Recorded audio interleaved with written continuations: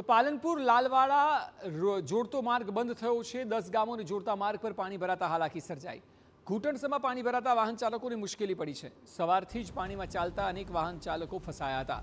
પાણી નિકાલની વ્યવસ્થાના અભાવથી વિકટ સ્થિતિ અહીં સર્જાતી જોવા મળી રહી છે।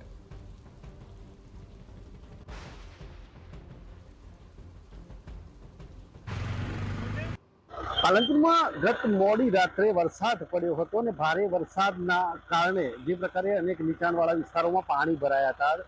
આજે જે દ્રશ્યો બતાવી રહ્યો છું એ પાલનપુરથી લાલાવાડા સહિત 10 ગામને જોડતો જે માર્ગ છે અને આ માર્ગ પર જે ઢીચણસમાં પાણી ભરાયા છે અને જેને કારણે એક પ્રકારે વાહન ચાલકોને મુશ્કેલીઓ પડી રહી છે।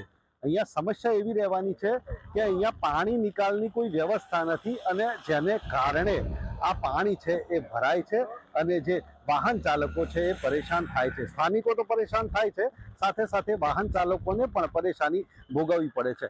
અનેક જે ટુ વ્હીલર હોય તે પણ આમાં બંધ થઈ જાય છે, રિક્ષાઓ પણ બંધ થઈ જાય છે અને જેને કારણે મુશ્કેલીઓનો પાર નથી, એટલે કે પાણી નિકાલની વ્યવસ્થા નથી અને જેને કારણે આજે મુખ્ય માર્ગ કહી શકાય તે અત્યારે લગભગ બંધ હાલતની પરિસ્થિતિ જેવો દેખાઈ રહ્યો છે અને જે સાધનો અંદર જાય છે ત્યાં ફસાઈ જવાની ઘટનાઓ બને છે।